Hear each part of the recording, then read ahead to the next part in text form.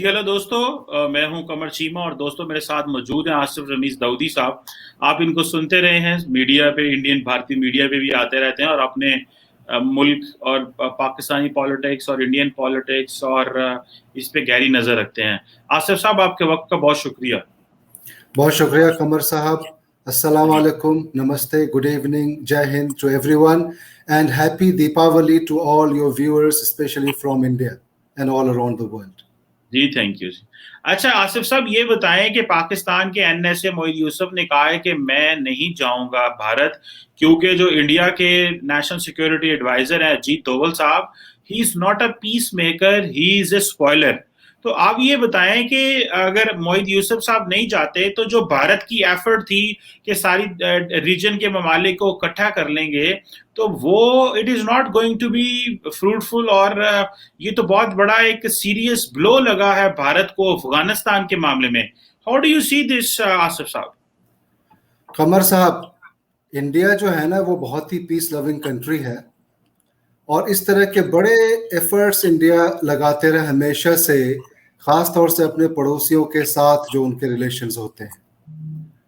अब अगर आज के इस बयान को देखा जाए, मतलब कल के आपके जो एनएसए हैं मोहित साहब, वो कह रहे हैं कि हम नहीं जाएंगे, तो पहली चीज तो यह है कि एक अच्छा मौका था, एक अच्छी अपॉर्चुनिटी थी और इसको अवेल करना चाहिए था। दूसरी चीज ये है कि अगर वो नहीं जाते हैं तो उनके नहीं जाने से ये बताएं कि इंडिया का क्या नुकसान होने वाला है, इंडिया को क्या फर्क पड़ने वाला है। इंडिया देखें आज किस तरह से ग्लोबली पूरी तरह से ग्रो कर रहा है। इंडिया की मौजूदगी आप देखें कहाँ कहाँ है, किस तरह से और किस बराबरी के साथ है। और वैसे सिचुएशन में अगर इंडिया के साथ पाकिस्तान के रिलेशंस बेहतर होते या इस तरह की जितनी भी इनिशिएटिव्स होती हैं इंडिया की तरफ से, अगर उसको डीरेल नहीं किया जाता, जैसे आज ही ये डीरेल कर दिया गया, अगर इसको नहीं किया जाता तो इससे फायदा किसका है? इंडिया का क्या फायदा हो सकता है? आपके यहाँ जो रिसर्चेस होती हैं, आपके यहाँ जो रिपोर्ट्स आती हैं, उसको भी आप देखें तो आपको पता चलेगा कि अगर हिंदुस्तान के साथ हालात बेहतर होते हैं तो इससे हर हालत में पाकिस्तान का ज्यादा फायदा है। अब रहा सवाल कि उन्होंने जो ये बात कही, खास तौर से अभी आपने जो कहा ना कि spoilers can not be the peace makers, तो होता क्या है कि जो जिस तरीके का चश्मा पहनता है उसको दुनिया वैसी नजर आती है। स्पॉयलर्स कौन है, पीस मेकर्स कौन है, ये एक दुनिया को पता है।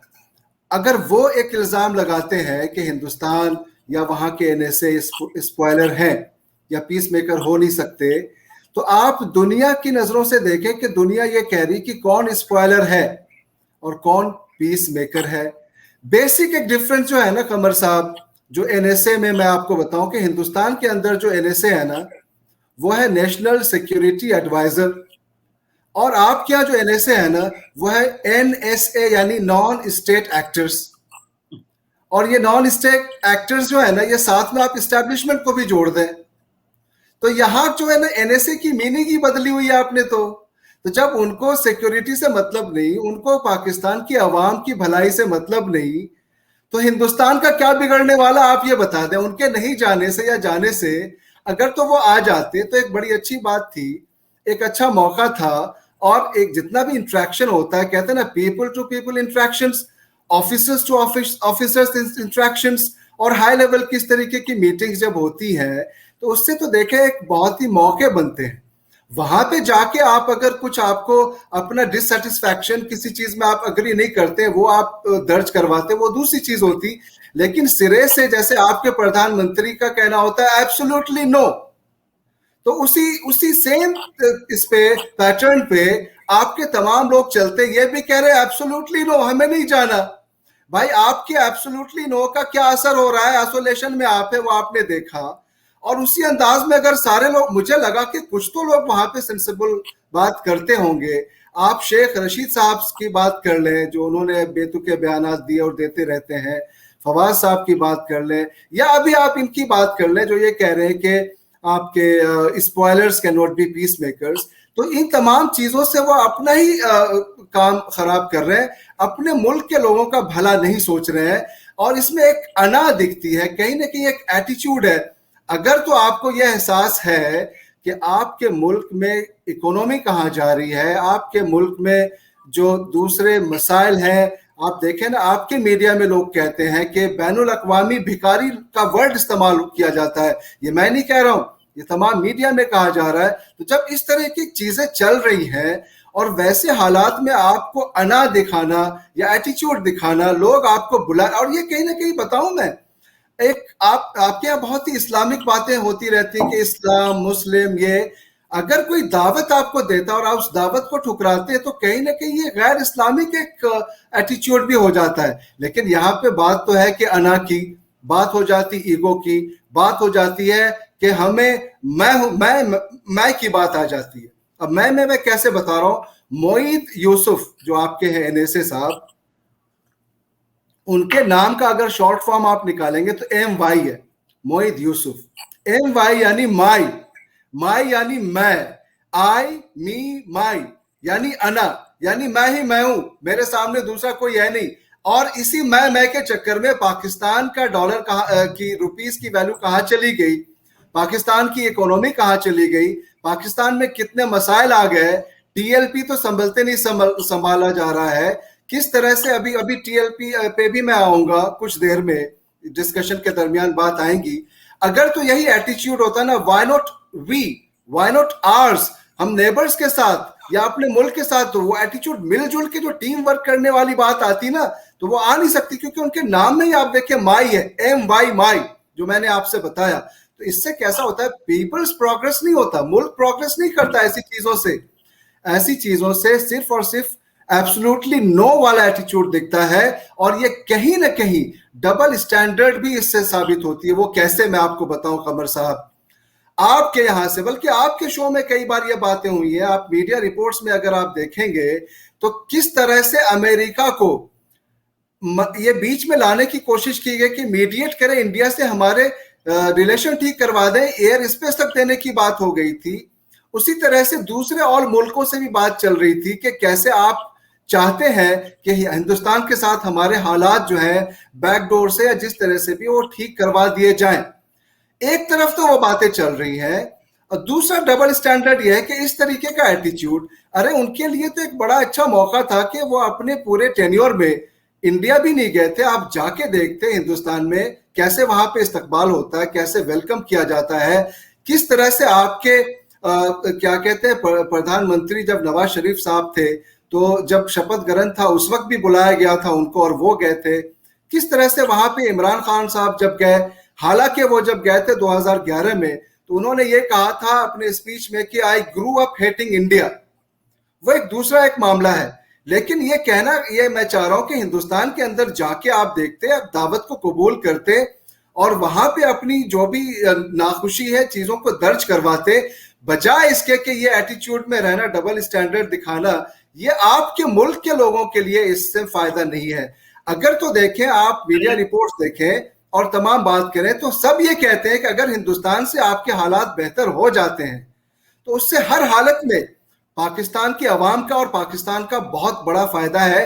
पॉपुलेशन के एतबार से भी देखें तो 22 करोड़ और 130 के आसपास अगर एक बिजनेस और ट्रेड भी शुरू होता है तो आपके यहाँ पे हम कुछ अगर सप्लाई करते हैं तो सिर्फ 22 करोड़ लोगों के पास पहुंचेगी वो चीज। आप अगर हमारे यहाँ करते हैं तो आपकी चीजें 130 करोड़ से ऊपर तक पहुंचेगी। फायदा किसका है? मैं एक छोटी सी मिसाल दे रहा हूं।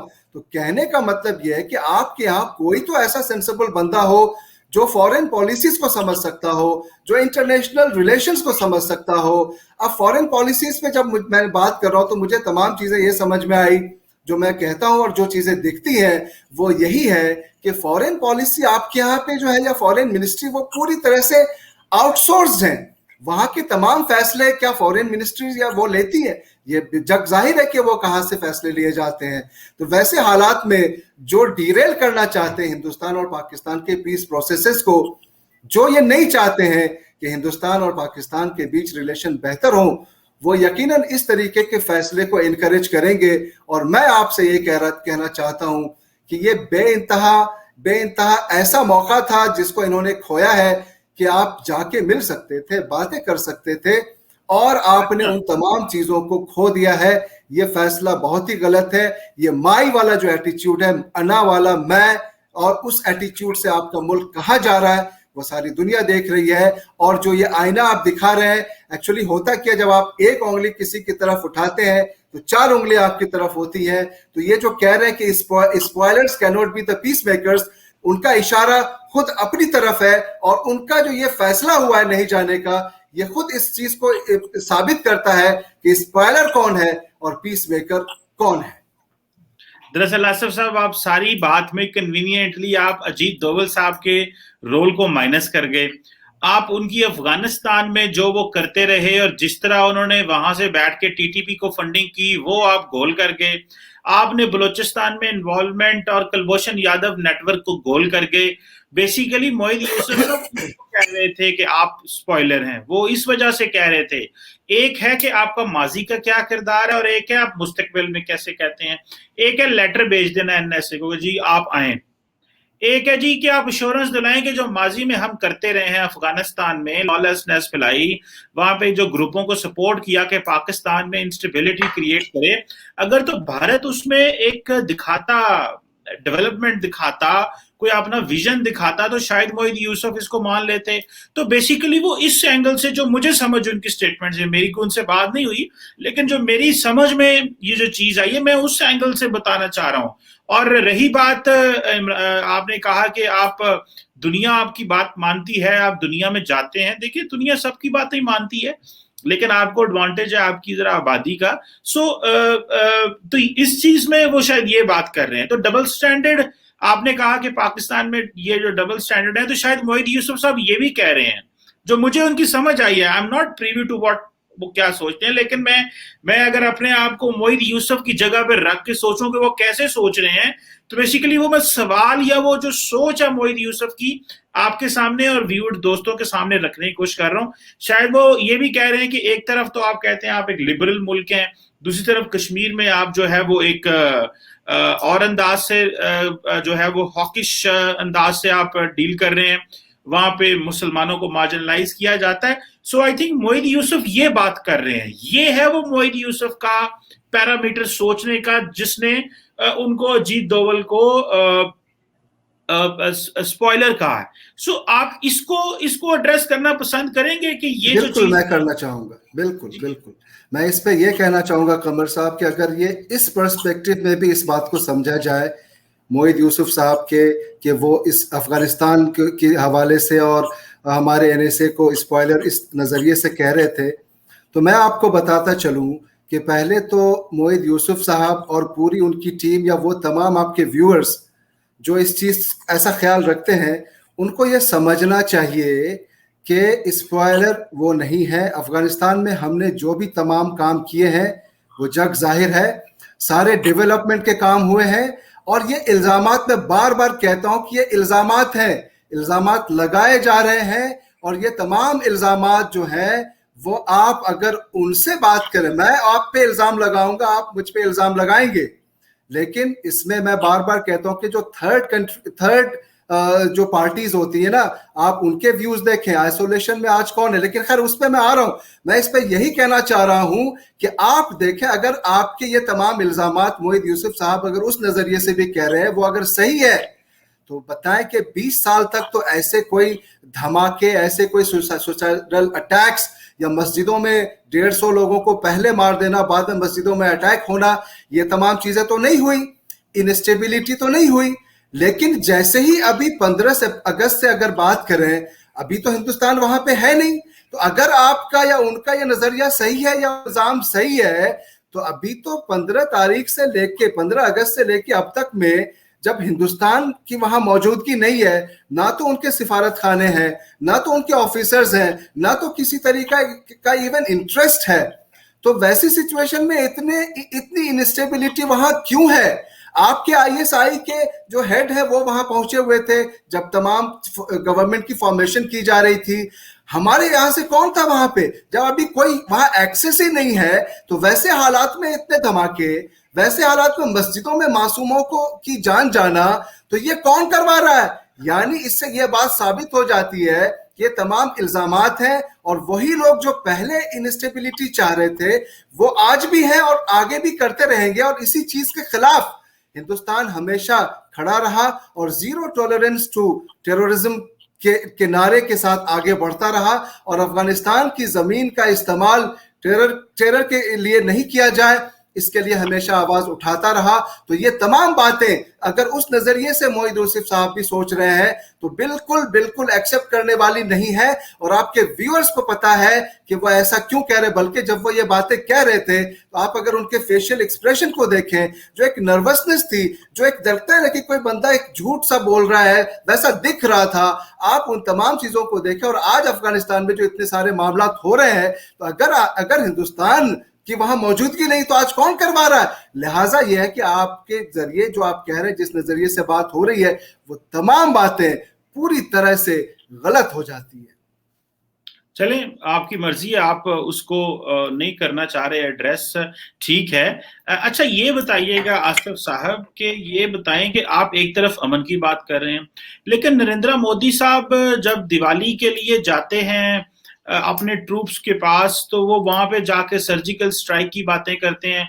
तो आप क्या समझते हैं, नरेंद्र मोदी साहब फ्रस्ट्रेशन का शिकार हैं, या वो इसका क्रेडिट लेना चाहते हैं? फ्रस्ट्रेशन का शिकार इसलिए कि पाकिस्तान के मोईद यूसुफ नहीं आए इंडिया एनएसए टॉक्स में, या वो इस चीज का क्रेडिट लेना चाहते हैं कि मैं अपनी दिवाली फौजियों के साथ मना रहा हूं, तो मैं विन ओवर कर जाऊं फौजियों को और मैं फौज का सहारा लूं? क्योंकि एक बहुत बड़ा तबका इंडिया में ये भी कह रहा है कि नरेंद्र मोदी ने फौज को सियासी मकासद के लिए इस्तेमाल किया है, खास करके जो बिपिन रावत साहब की जो अपॉइंटमेंट है और जो खासकर सर्जिकल स्ट्राइक के हवाले से। तो आप इसको कैसे देखते हैं? नरेंद्र मोदी साहब अगले 2-2.5 साल इसी तरह फौज को इन्वॉल्व करेंगे और सर्जिकल स्ट्राइक का नारा मारेंगे और फौजियों को खून गर्म करेंगे? तो आप ये तो नहीं देख रहे कि कहीं कॉन्फ्लिक्ट आगे भारत और पाकिस्तान में मामला खराब हो जाएंगे? कमर साहब, सबसे पहले तो मैं बता दूं कि हमारे यहाँ के प्रधानमंत्री का लेवल इतना हाई होता है कि उनको उनकी सेहत पे इस बात से कोई फर्क नहीं पड़ता। मोईद यूसुफ अगर आपके एनएसए हमारे यहाँ नहीं आते हैं तो इससे वो फ्रस्ट्रेटेड हो जाए।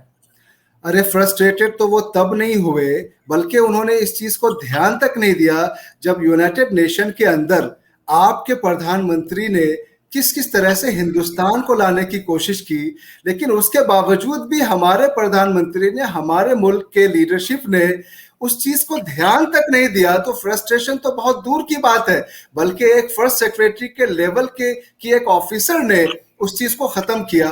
तो आपके अगर आपके सवाल में है ना कि आपके एनएसए वहां जब नहीं जा रहे तो कहीं इसका तो फ्रस्ट्रेशन नहीं है, तो आप इस चीज को आपके व्यूअर्स को मैं बताता चलूं कि ये कोई अहमियत ही नहीं रखती है हमारे लिए कि वो हम जैसे लोगों के लिए कोई खास अहमियत नहीं है। तो प्रधानमंत्री को इसका फ्रस्ट्रेशन हो जाए, ये तो बिल्कुल हंसी आने वाली बात है कि हम सिर्फ इसको हंस के इस चीज को टाल सकते हैं, क्योंकि इस चीज में मुझे बिल्कुल भी कहीं से भी इसमें एक होता ना एक एड्रेस करने वाली चीज भी नजर नहीं आ रही है इस क्वेश्चन में कि फ्रस्ट्रेशन है। रहा सवाल कि अपने फौज का मनोबल ऊंचा करना या दीपावली अपने फौज के अपने वहां के टीम के साथ जाके मनाना, तो ये देखें, ये तो बहुत अच्छी बात है और इस तरीके की चीजों से एनकरेजमेंट मिलता है। आप देखें, फौज जो है अपने घर से दूर, तमाम जो सोल्जर्स हैं अपने फैमिली अपने बच्चों से दूर होते हैं, वहां पे अगर मुल्क का प्रधानमंत्री जाके उनको कोई भरोसा दिलाता है या उनके साथ कुछ उस त्योहार को मनाता है, तो इससे ज्यादा अच्छी बात क्या हो सकती है? इसके अंदर पॉजिटिव चीजों को देखा जाए, ना कि नेगेटिव चीजों को। रहा सवाल एयर स्ट्राइक का, तो एयर स्ट्राइक जो हुआ था 2016 के अंदर, तो अपने प्रधानमंत्री क्यों नहीं उस प्रोफेशनलिज्म के गुणगान गाएंगे जब उस वक्त हुआ, जब अटैक हुए थे, जब इतने सारे सोल्जर्स की जान गई थी, तो आप अंदाजा लगाए कि किसी मुल्क के ऊपर क्या बीतेगी। अरे भाई, जो टेरर का विक्टिम होता है उसको समझ में आती है, जिनकी जाने जाती है उनको समझ में आती है कि उस पर क्या बीतती है। और वैसी सिचुएशन में एयर स्ट्राइक का होना या किसी दूसरे फैसले का आना बड़ा लाजमी हो जाता है। तो आप अगर ऐसे हालात में अगर वहां के ऑफिसर्स ने प्रोफेशनलिज्म दिखाया, तो आप उसको अप्रिशिएट क्यों नहीं करेंगे? हमारे मुल्क के प्रधानमंत्री वही कर रहे हैं। इसको किसी भी तरीके से नेगेटिव तरीके से नहीं पेश किया जाए। और हम जान रहे हैं कि ये यहाँ पे चीजें बेहतर हो रही हैं, लेकिन जाहिर है हमारे पड़ोस में या आपके मुल्क में इन तमाम चीजों से, छोटी छोटी बातों को लोग एक बड़ा बनाने की कोशिश करते हैं। और कहीं ना कहीं आपके यहाँ मैंने देखा, अभी भी आपके इमरान खान साहब की जो स्पीच थी, हिंदुस्तान से हर बात में कंपैरिजन, हर बात में हिंदुस्तान। अरे भाई, हिंदुस्तान से क्यों कंपेयर करते हैं हर चीज में? हम तो किसी चीज में कंपेयर करना भी नहीं चाहते, इसलिए कि आप कि हम ग्लोबली कहां पहुंचे हुए हैं। आप अगर कंपेयर करना चाहते हैं तो आप कंपेयर करें, आपको कोई रोकता नहीं, लेकिन उससे आपको हासिल क्या हो रहा है? हमारे यहाँ क्या चीजें हो रही है, सोल्जर्स को वहां के प्रधानमंत्री जाके किस तरह से उनका वेलकम कर रहे हैं, इनकरेज कर रहे हैं, मोटिवेट कर रहे हैं, ये तो मैटर ही नहीं है आपके यहाँ पे सोचने का। अरे अगर एयर स्ट्राइक हुआ और उसकी तारीफ करके वो अगर उनको एनकरेज कर रहे हैं तो उनका हक बनता है, उनको करने दें।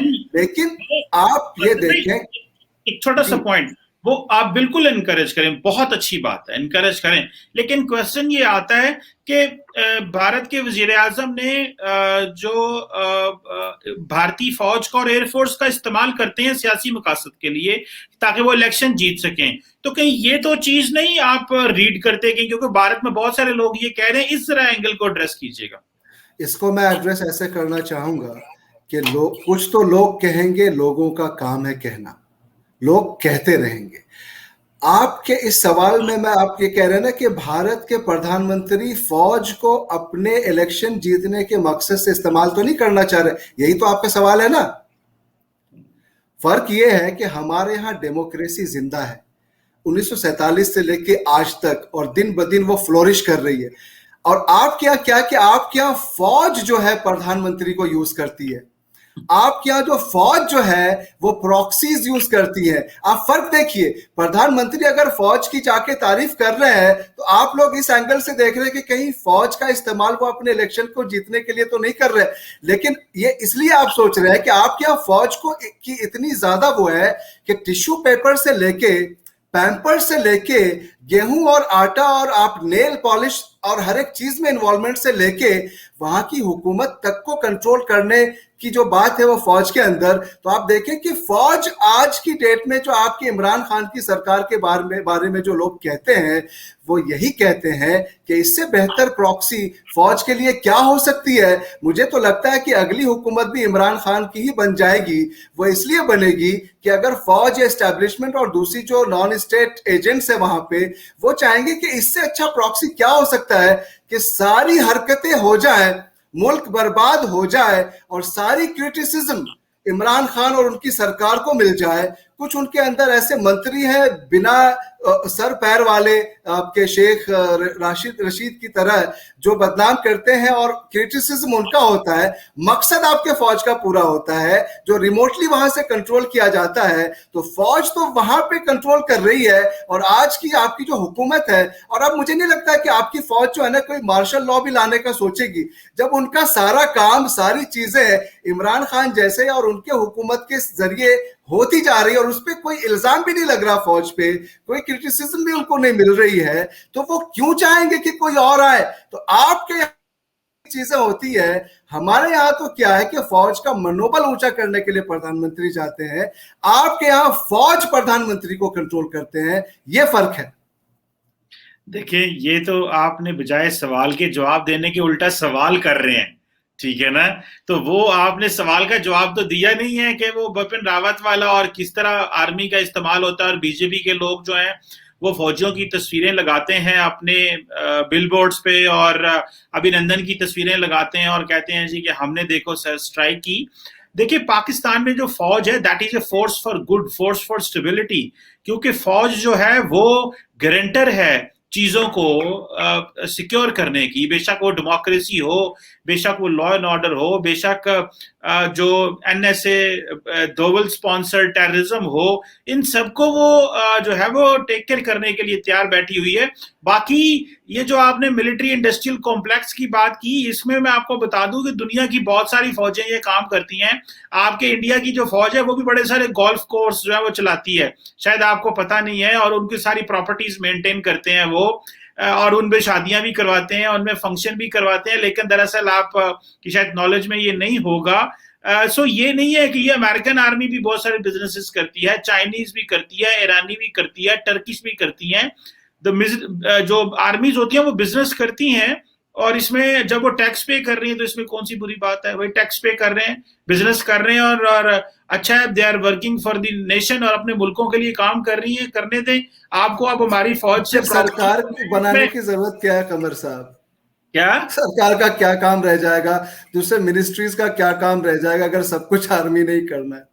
नहीं तो आर्मी ने, देखिए मेरी बात सुनिए, अगर रिटायर्ड लोग जो फौज से रिटायर्ड है, एक major, colonel, brigadier, general retired भी तो होता है ना, जब वो रिटायर्ड होके अपना काम कर रहे हैं, बिजनेस कर रहे हैं, अब उनको ये तो नहीं मना कर सकते कर्नल साहब रिटायर हो गए, अब आपने हाथ पांव बांध दिया, आपने कुछ करना नहीं। मतलब उनकी, आपकी इंडिया ने, आर्मी ने नया प्लान नहीं लेके आए कि बहुत सारे फौजियों लोगों को 2-2 साल, 3-3 साल के लिए, 6-6 साल के लिए फौज में रखो और बाद में उनको प्राइवेट सेक्टर में दे दो। आपकी आर्मी, इंडियन आर्मी का ये प्लान है, आप जाके पढ़ें। और वो कह रहे हैं कि जी बहुत सारे लोगों को हम फौज में रखेंगे, जिस तरह मगरब में, अमेरिका वगैरह में करते हैं। तो ये चीजें तो होती हैं, मेरा ख्याल है शायद अवेयरनेस कम है पाकिस्तान के बारे में, लेकिन माजी में क्योंकि पाकिस्तान की जो फौज है वो मिलिट्री कूच 2-3 हुए हैं, उस हवाले से वो जानी जाती है। तो लेकिन ये फौज ही है आज के दौर में जो डेमोक्रेसी को प्रमोट भी कर रही है और कह रही है कि सियासतदान जो है वो इलेक्शन लड़ें और इलेक्शंस को सपोर्ट करते हैं। But anyhow, thank you very much Asaf Rameez Daudi sahab. मैं एक बात ऐड करना चाहूंगा इस पे, 1 मिनट चाहूंगा, आपका इजाजत है? जी जी जी जी, जो जी, सबसे पहले इसमें यही कहना चाहूंगा कि आपने जो एक वर्ड अभी यूज किया, धोबल स्पॉन्सर्ड टेररिज्म, तो पहली चीज तो यह है कि मुझे इस पे बहुत ऑप्शन है, और इस तरह के नैरेटिव बहुत ज़माने से आपके यहाँ पे लोग चला रहे हैं। आपके व्यूअर्स को मैं बताता चलूं कि पिछले हफ्ते आपके यहाँ पे कहा जा रहा था कि टीएलपी जो है ना, तहरीक लब्बैक पाकिस्तान, वो उसको जो है इंडिया जो है फंडिंग करती है, इंडिया ऐसे करती है, वैसे करती है, कितने इल्जामात लगे।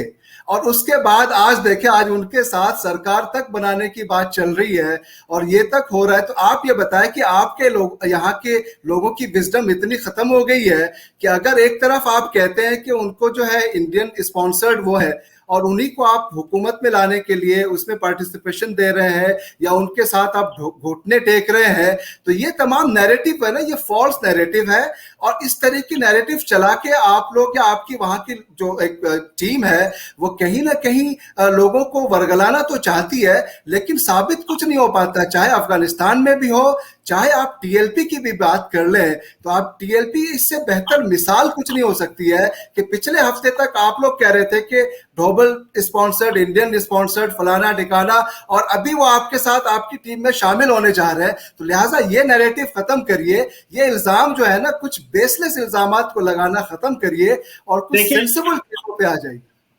देखिए, सेंसिबली मैं बता रहा हूं आपको, दरअसल आपका वो जो व्यू है ना वो टीएलपी पे आके रुक गया है। दरअसल ये वो जो कुलभूषण यादव नेटवर्क है ना, उसकी बात कर रहे थे, क्योंकि ये शायद आपको याद होगा कि आपके एक भारत के एक नेवी ऑफिसर जो है, सर्विंग नेवल कमांडर जो है, वो पाकिस्तान में बलूचिस्तान में वो पकड़े गए थे।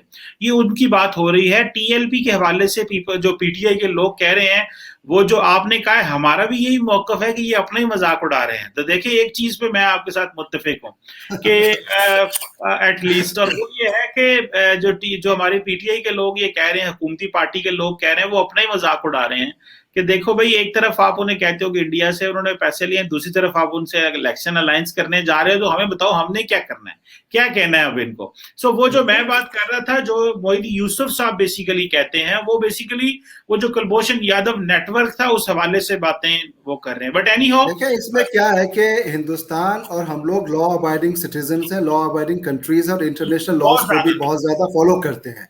तो ये कुलभूषण यादव साहब का जो मामला है ना, वो अभी क्या कहते हैं कि कोर्ट के अंदर, इंटरनेशनल लॉ के अंदर है, तो उस पर मैं कोई कमेंट नहीं करना चाहूंगा। लिहाजा अब ना करें, वो फैसला मेरा ख्याल है कोर्ट्स में हो चुका है। But anyhow, thank you very much for your talk and for your time and helping us in understanding so many topics. बहुत शुक्रिया कमर साहब for having me here. Thank you. Thank you.